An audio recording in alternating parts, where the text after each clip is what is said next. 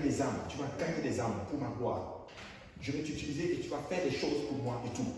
C'est la parole de Dieu qui est sortie. Cette parole va être éprouvée. Les circonstances autour de lui vont venir en d'autres termes éprouver la parole, faire de telle sorte que la parole ne s'accomplisse pas. Mais la Bible dit que la parole, elle est éprouvée, mais elle sort en d'autres termes victorieuse. C'est pour ça souvent lorsque tu reçois de la part de Dieu, ce qui suit après, c'est les problèmes.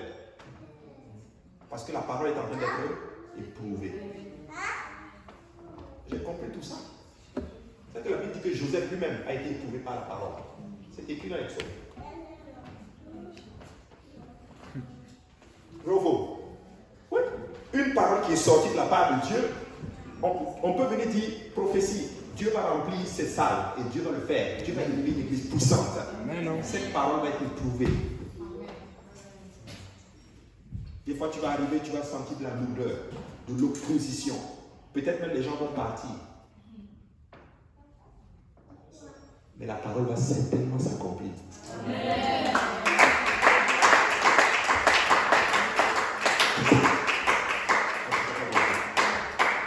Quand j'ai compris cela, c'est pour ça que quand Dieu me donne une parole, peu importe quand les gens viennent me parler, me donner des nouvelles, me disent ceci, qui vont à l'encontre de ce que Dieu a dit, je lis seulement.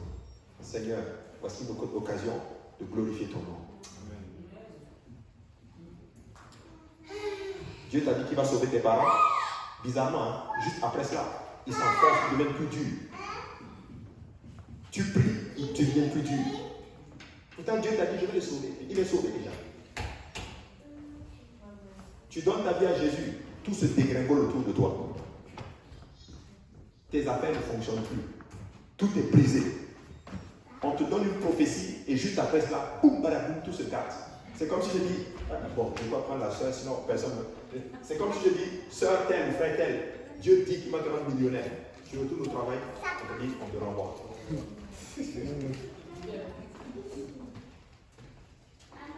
La parole est en train d'être...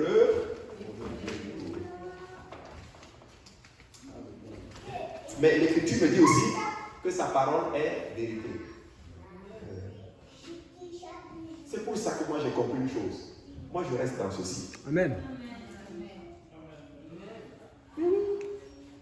Parce que ce qu'il m'a dit, il m'a donné une révélation, il m'a dit, peu importe ce que les circonstances vont se passer autour de toi, à la fin là, c'est celui qui est avec Dieu qui gagne. Amen. Amen. Amen. Donc, mon défi à moi, c'est de rester avec Jésus. Amen. C'est ça, non? Amen. Oui. La Bible dit que le méchant creuse un trou et lui-même tombe dedans.